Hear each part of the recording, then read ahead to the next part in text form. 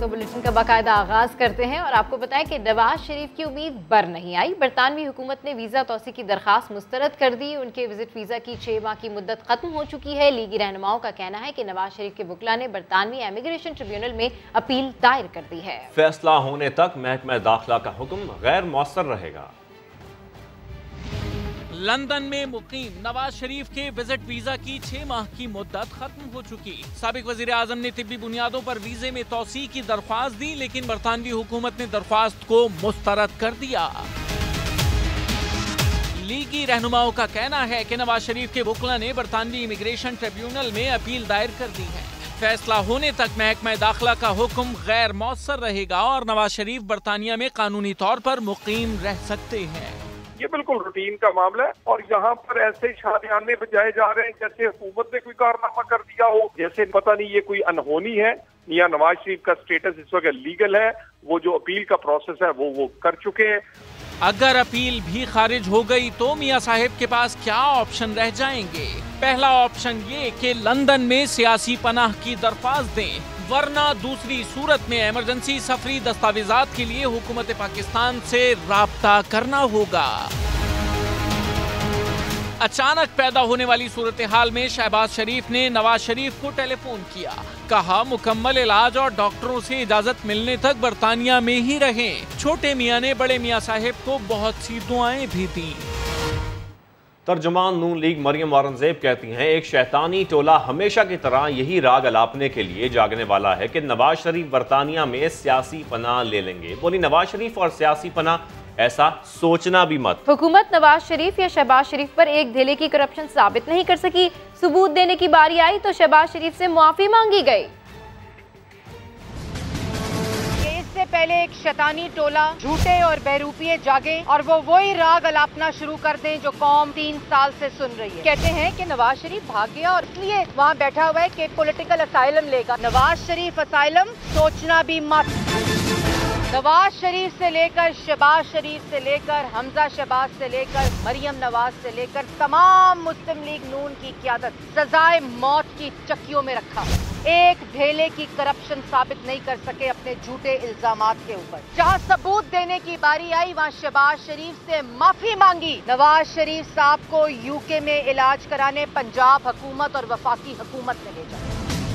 कमजोर हुकूमत है, ये चोर हुकूमत है और ये बहरूपिये हैं जो अपने सियासी मुखालफीन के खिलाफ सिर्फ उनकी सेहत पर सियासत करना जानते हैं। इनकी हर पॉलिसी, इनका हर इकदाम सिर्फ और सिर्फ अपने ATMs, माफियाज और फ्रॉड्स की जेबें भरना है। और मैं पूछती हूँ नैब से, नैब को सिर्फ नवाज शरीफ नजर आता है, सिर्फ शहबाज शरीफ नजर आता है, सिर्फ मुस्लिम लीग नून नजर आती है। किधर गया नैब जब आटा चोरी हो गया आवाम का? कहाँ था नैब जब चीनी चोरी हो गई आवाम की? कहाँ था नैब जो अभी LNG का टीका लगाए पाकिस्तान की आवाम को? किधर है नैब?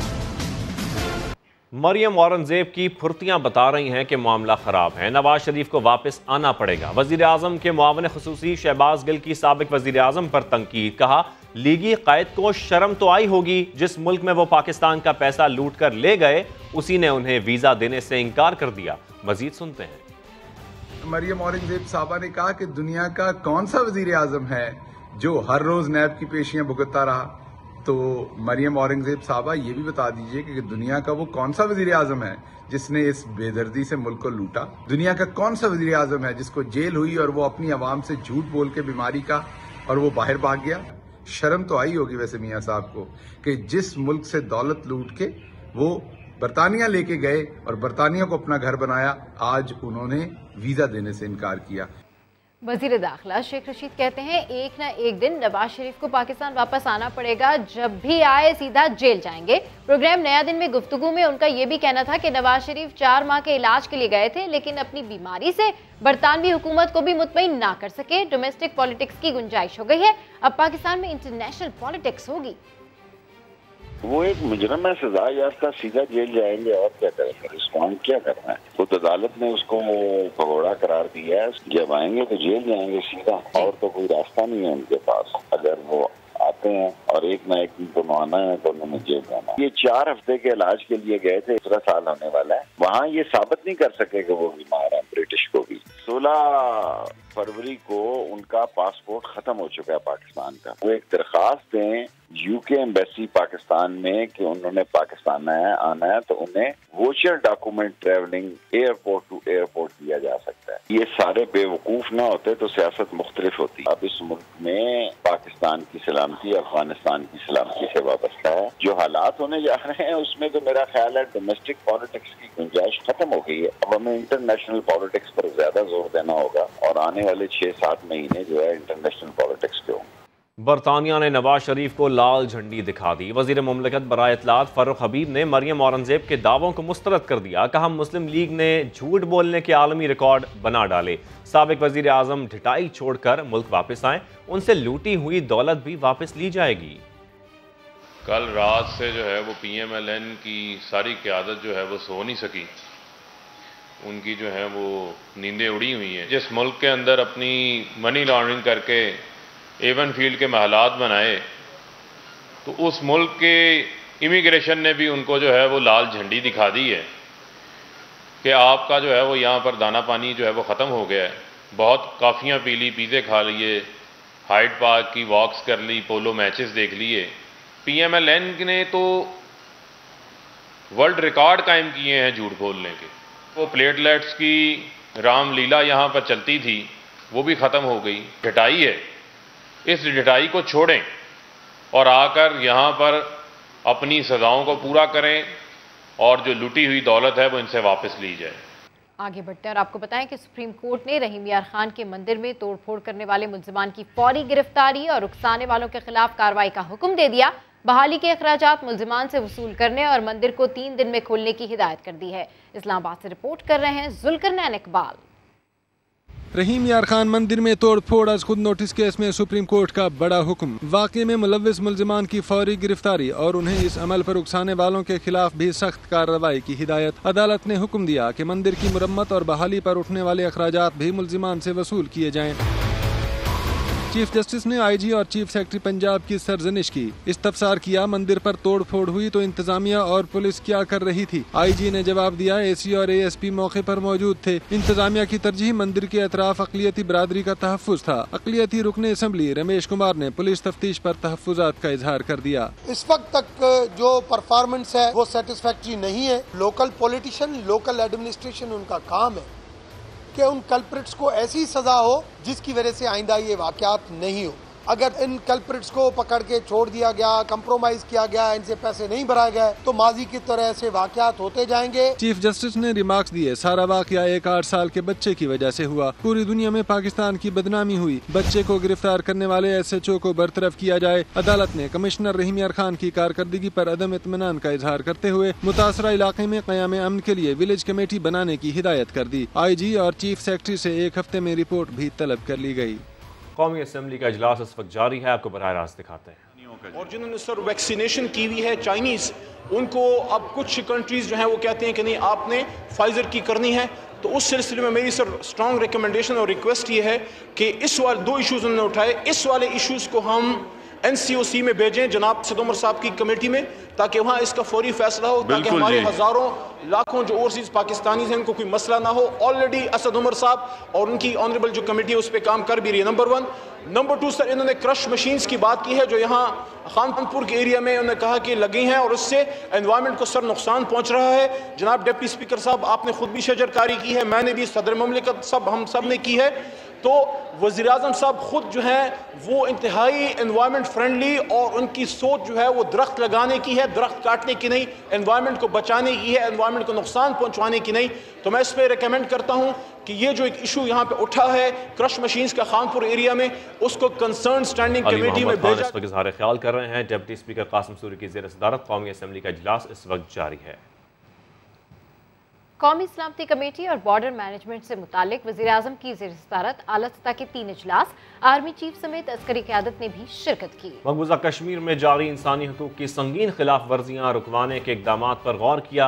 अफगानिस्तान के मामले पर 5 रुकनी खुसूसी कमेटी कायम कर दी। इस्लामाबाद से अब्बास शबीर की report. National action plan, border management और कौमी सलामती के उमूर पर आला सतह के इजलास। वजीर आजम इमरान खान की जेर सदारत इजलासों में army chief general Qamar Javed Bajwa की भी शिरकत। सियासी व अस्करी क़यादत की अहम कौमी उमूर और खित्ते की सूरत हाल पर तफसीली मुशावरत। वजीर आजम और सिपा सालार की 1-on-1 बैठक भी लगी। इलामिये के मुताबिक अहम इजलासों में नेशनल एक्शन प्लान 2014 पर अमल दरामद का जायजा लिया गया। बॉर्डर मैनेजमेंट और मकबूजा कश्मीर में जारी इंसानी हुकूक की संगीन खिलाफ वर्जियां रुकवाने के लिए इकदामात पर गौर। साइबर सिक्योरिटी समेत मुल्क को दरपेश अंदरूनी व बैरूनी चैलेंजेस और सरहदी सूरत हाल पर भी तबादला ख्याल हुआ। अफगानिस्तान के मामले पर वजीर खारजा की सरबराही में 5 रुकनी कमेटी कायम। पहला इजलास आज होगा। खसूसी कमेटी अफगानिस्तान की ताज़ा सूरत हाल के तनाजुर में हुकूमती तरजीहात का तयन करेगी। DG खान और राजनपुर की तरक्की के लिए 5 साला प्लान की मंजूरी भी दे दी गई। सियासी व अस्करी क़यादत ने आज़म जाहिर किया कि मुल्क को किसी सूरत कमजोर नहीं होने देंगे। ये भी वाज़े कर दिया कि पाकिस्तान का अमन अफगानिस्तान के अमन से वाबस्ता है, अलबत्ता अफगानिस्तान के अंदरूनी मामलात से पाकिस्तान का कोई ताल्लुक नहीं। वज़ीर आज़म का कहना था कि अफगानिस्तान में क़याम अमन के लिए अपना भरपूर किरदार अदा करते रहेंगे। दुकानें बंद, जुमा बाजार खुला। तफसील जानिए इसी बुलेटिन में। सिंध में मजदूरों की कम से कम तनख्वाह 25,000 रुपये मुकर्रर करने का मामला। सिंध हाई कोर्ट ने नोटिफिकेशन फौरी मुअत्तल करने से इनकार कर दिया। जस्टिस आगा फैसल ने रिमार्क्स दिए कि बनाया गया कानून गलत हो सकता है मगर अदालत उसे मुअत्तल नहीं कर सकती। रिमार्क्स में मजीद ये भी कहा गया कि 25,000 रुपये कम से कम तनख्वाह मुकर्रर करना गैर मुनसिफाना फैसला है। निजी इदारे तनख्वाह 17,500 रुपये से 19,000 करने को तैयार थे। तनख्वाहों में 43% इजाफे का कोई कानूनी जवाज नहीं है। आपको बताएं, सिंध में मजदूरों की कम से कम तनख्वाह 25,000 रुपये मुकर्रर करने का मामला। सिंध हाई कोर्ट ने नोटिफिकेशन फौरी मुअत्तल करने से इनकार कर दिया। जस्टिस आगा फैसल ने रिमार्क्स दिए कि बनाया गया कानून गलत हो सकता है मगर अदालत उसे मुअत्तल नहीं कर सकती।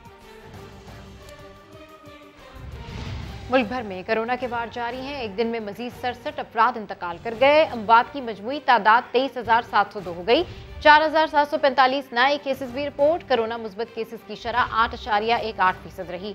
कोरोना केसेस में इजाफे के बायस लाहौर, रावलपिंडी, फैसलाबाद और मुल्तान में पाबंदियां मजीद सख्त कर दी गईं। कारोबारी सरगर्मियों का वक्त शाम 8 बजे तक कर दिया गया, जबकि हफ्ता और इतवार को कारोबारी सरगर्मियां मुकम्मल बंद होंगी।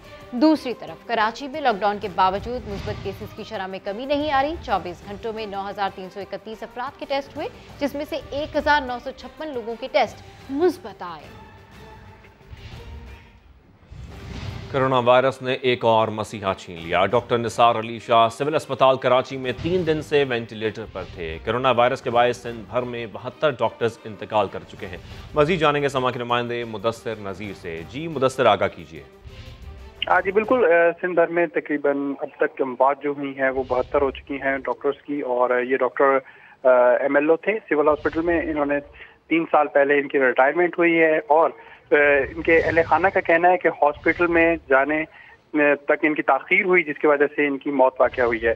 तो अगर ये टाइमली हॉस्पिटल पहुंच जाते तो इनकी जो है बचत हो सकती थी, लेकिन काफ़ी ज़्यादा ताख़ीर होने की वजह से जो बिल्कुल ऑर्गन्स थे वो काफ़ी ज़्यादा डिस्टर्ब हुए हैं और इनकी डेथ हो गई है। तो अभी कोविड जो है वो बढ़ रहा है, केसेस काफ़ी बढ़ रहे हैं और सबसे ज़्यादा फ्रंटलाइन पे डॉक्टर्स हैं वो ज़्यादा मुतासिर हो रहे हैं और उनके डॉक्टर्स के भी पॉजिटिव केसेस आने की जो शरह है वो बढ़ रही है। ठीक है, बहुत शुक्रिया मुदस्सिर नज़ीर।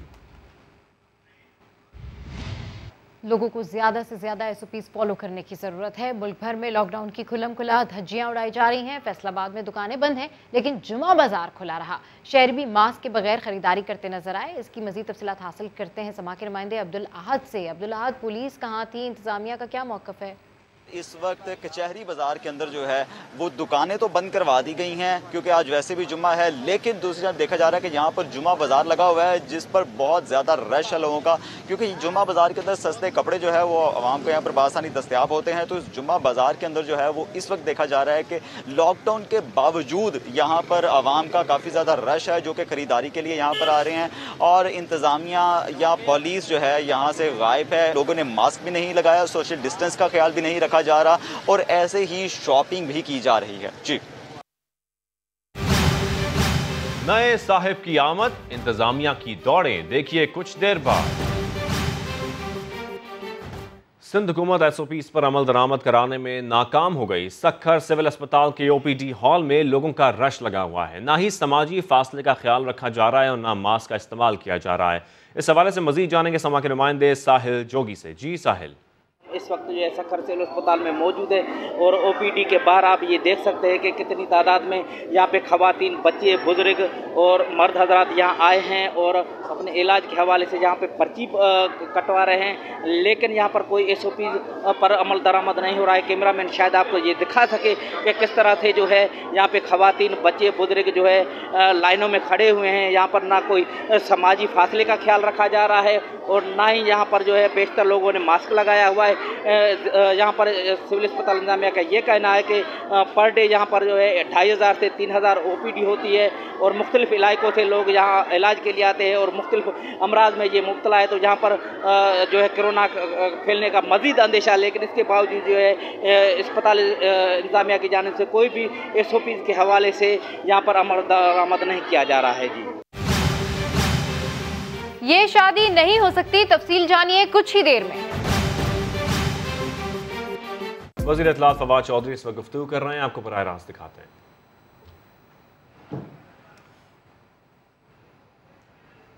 आपको बताएं फवाद चौधरी इस वक्त गुफ्तगू कर रहे हैं, आपको बराह रास्त दिखा रहे हैं। फवाद चौधरी का ये कहना है कि वज़ीर आज़म और चीफ जस्टिस ने मामले का ज़ाती नोटिस लिया, जबकि पाकिस्तान का मुस्तकबिल एक प्रोग्रेसिव मुल्क का मुस्तकबिल है। वफाकी वज़ीर इत्तलात फवाद चौधरी मीडिया से गुफ्तगू कर रहे थे। उन्होंने ये भी कहा कि पाकिस्तान के झंडे पर सफ़ेद रंग अक़लियतों का है। वज़ीर आज़म और चीफ जस्टिस ने मामले का ज़ाती नोटिस लिया है। पाकिस्तान का मुस्तकबिल एक प्रोग्रेसिव मुल्क का मुस्तकबिल है।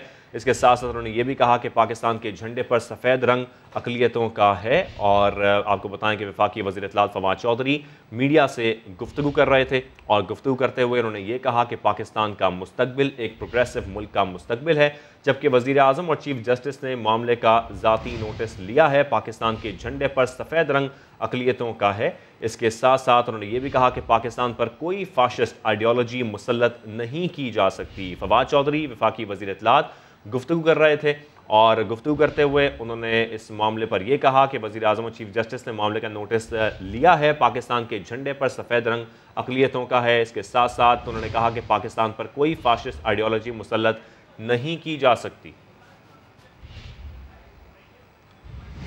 एडमिनिस्ट्रेटर कराची मुर्तज़ा वहाब ने कहा है कि माजी की बात नहीं करूंगा क्योंकि मुस्तकबिल का सोच रहा हूं। बिला तफरीक शहर की खिदमत करेंगे। शहर में पानी का बहुत बड़ा मसला है जिसके हल के लिए हर महकमे से बात करेंगे। मैं तो माजी की कोई बात करने की कोशिश ही नहीं कर रहा, मैं तो मुस्तकबिल का सोच रहा हूँ, आगे का सोच रहा हूँ। मुत्तहिदा कौमी मूवमेंट से किसी की वाबस्तगी हो, जमात इस्लामी से हो, पाकिस्तान पीपल्स पार्टी से हो, वो कराची का शहरी है, सिंध का शहरी है, वो पाकिस्तानी है।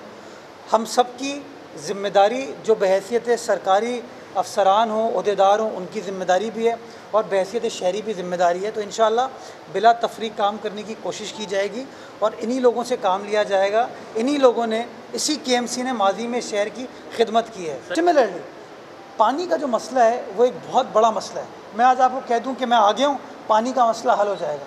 मैं ऐसी कोई बात आपके सामने नहीं करूँगा कि कराची के इशूज़ को रिजॉल्व करने के लिए जिस डिपार्टमेंट के साथ भी बैठना पड़ा उन डिपार्टमेंट के साथ बैठा जाएगा, एक प्रॉपर कोऑर्डिनेशन के साथ, और मामलात को हल करने की कोशिश की जाएगी। तो मुर्तज़ा वहाब की बतौर एडमिनिस्ट्रेटर कराची तकर्रुरी पर अपोजिशन जमातों ने कड़ी तनकीद की है। ख्वाजा इज़हारुल हसन कहते हैं सिलेक्टेड एडमिनिस्ट्रेटर सिलेक्टेड मंशूर के तहत ही काम करेगा। मैं ये बात वाज़ेह कर देना चाहता हूँ कि किसी सूरत भी मुर्तज़ा वहाब एज एडमिनिस्ट्रेटर कराची हमें काबिल कबूल नहीं होगी। विफाक की वाज़े मुखालफत के बावजूद कराची पर नया सियासी मुंतजिम बिठा दिया गया। Chairman people's party Bilawal Bhutto ने मुर्तज़ा वहाब को चुना। सिंध हुकूमत ने बतौर एडमिनिस्ट्रेटर कराची तकर्रुरी का नोटिफिकेशन जारी कर दिया। मुर्तज़ा वहाब की बतौर एडमिनिस्ट्रेटर तकर्रुरी की अपोजिशन ने मुखालफत की है। सिंध में अपोजिशन लीडर हलीम आदिल शेख कहते हैं फैसले से पीपल्स पार्टी की कराची दुश्मनी वाज़े हो गई। मुर्तज़ा वहाब साहब को एक तो प्योरली पॉलिटिकल किसी शख्स को लगाना, मैं समझता हूँ कि उस मुआहदे की खिलाफ वर्जी है और ये कराची में अगर जो तरक्की कोई होनी भी तो उसके खिलाफ एक साजिश है।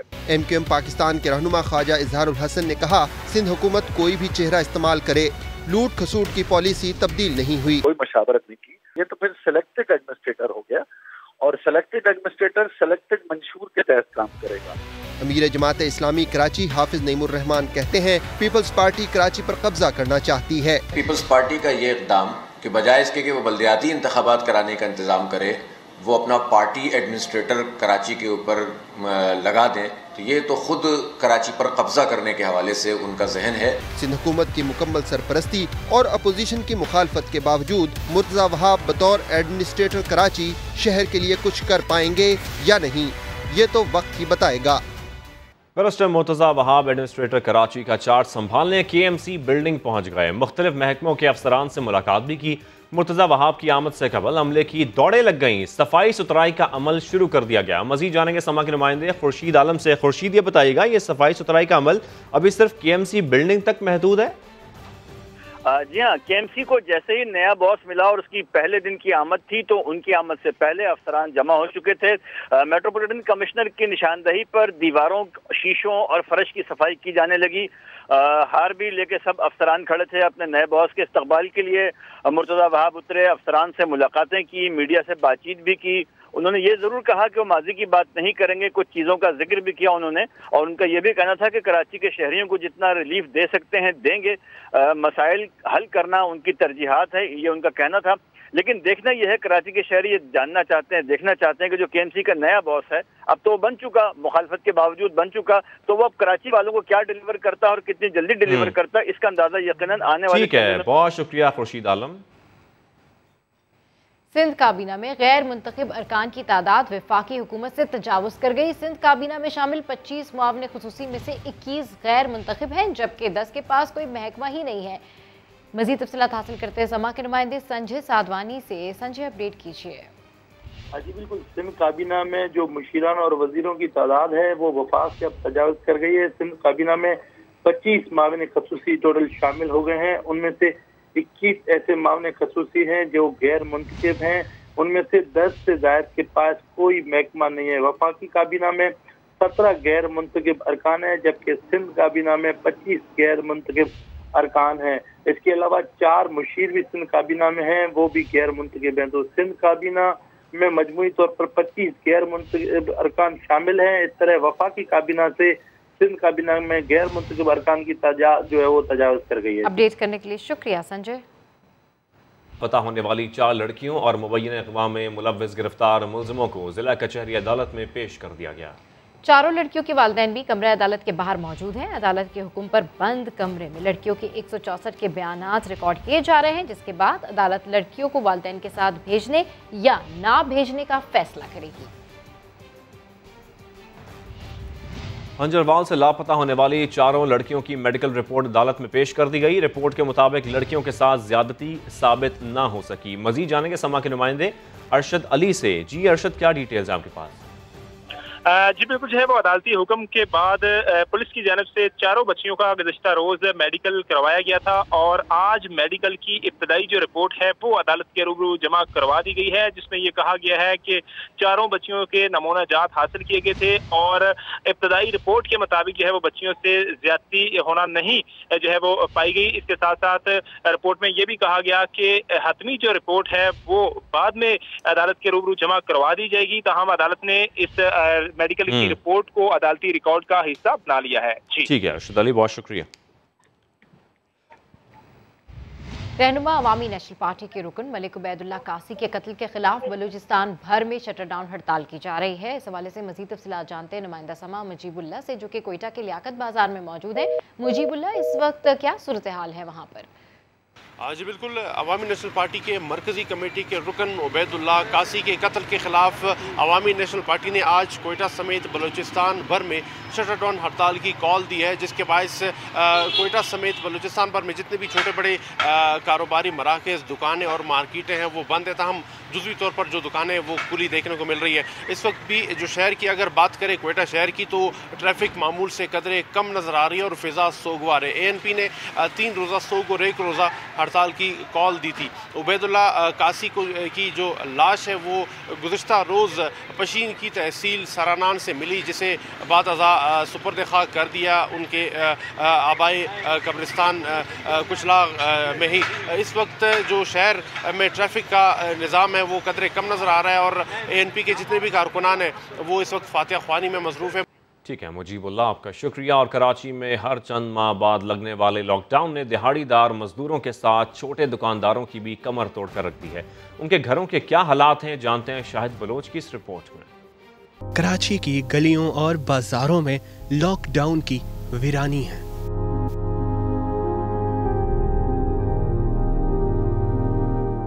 बड़े कारोबार वाले तो जैसे तैसे लॉकडाउन को झेल रहे हैं, मगर इस बंदिश ने छोटे दुकानदारों की कमर तोड़ कर रख दी है।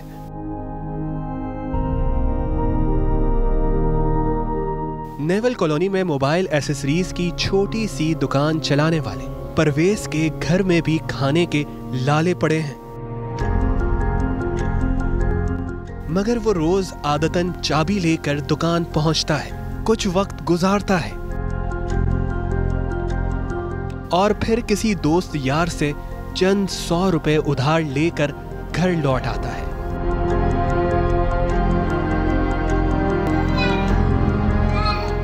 बच्चे तो लॉकडाउन की सूरत में परवेज पर आन पड़ने वाली उफ्ताद से बेखबर हैं।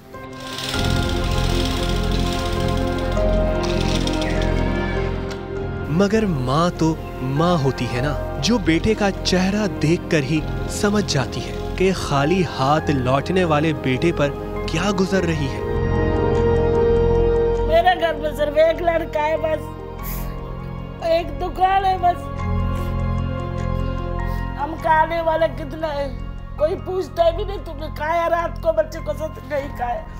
सारा दिन मेरा लड़का बंद करते आते, 100 देते या 200 देते, इसमें से क्या होता है। परवेज बलोच का सिंध हुकूमत से यही शिकवा है कि वो लॉकडाउन लगाते हुए इस जैसे लोगों का कुछ तो एहसास करे। वो नहीं ये सोचते कि खाएंगे कहाँ से। जब से लॉकडाउन लगा हुआ है हम घर में बैठे हुए हैं, खाने को मतलब यहाँ तक कि जो तो था वो भी खत्म हो गया है। अब मैं इतना कर्जदार हो चुका हूँ कि मैं घर के बाहर भी नहीं निकल सकता, कि लोगों को जो कर्जा देना है, जो लिया हुआ था, जो खाया है हमने। बाप के साथ बेफिक्री से खेलते नन्हे को क्या पता कि चेहरे पर मुस्कुराहट सजाने के लिए परवेज को कितने अंदेशों को दबाना पड़ता है। दुकान बंदे लॉकडाउन है, लॉकडाउन है, गरीब क्या करेगा? गरीब का कमाने वाला अगर एक होता है क्या कौन देता है? परवेज को नहीं पता कि ये वबा मजीद कितनी बार लॉकडाउन का सबब बनेगी, जिसके बेरहम असरात ने घर के इस वाहिद कफील को देने वालों से लेने वालों की सफ में खड़ा कर दिया है।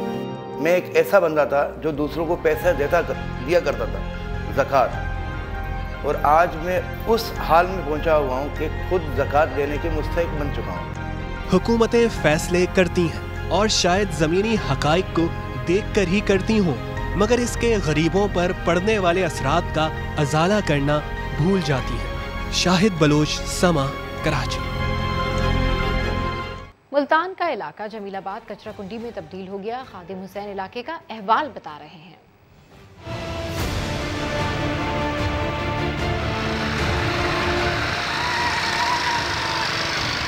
मेरा नाम खादिम हुसैन कामरान है और मैं जमीलाबाद का रहायशी हूँ। तो यहाँ हमारे घरों के नज़दीक जो है गंदा पानी खड़ा है, जौहर, और वो गंदा पानी जो है हमारे साफ पानी के अंदर शामिल हो रहा है, जो हमारे अंदर बीमारियां पैदा कर रहा है।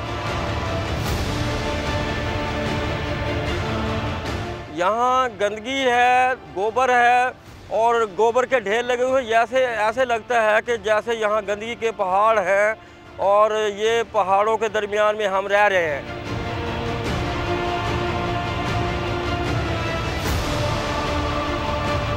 पता नहीं कौन आग लगाता है जिससे धुआं फैलता है, बड़ा जहरीला धुआं होता है और बड़ा जो है ना ये सारा माहौल ख़राब हो जाता है। हमारी सांस फूलने लगती है, सांस की प्रॉब्लम हो गई हैं और हमारे जो है ना ये कोरोना की वजह से परेशानी है, एक ये धुएं की वजह से बहुत परेशानी है।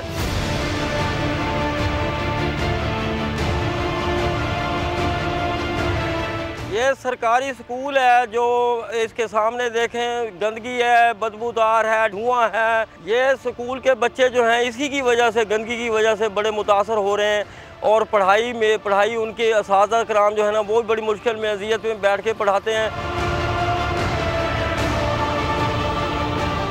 किसको जाके फरियाद करें, किसको अपील करें कि ये इसका अजाला हो जाए और हम भी सुख का सांस लेकर जी सकें बच्चों के साथ। बुलेटिन से फिलहाल इतना ही। एक ब्रेक के बाद हाजिर होंगे हेडलाइंस के साथ। देखते रहिए समा।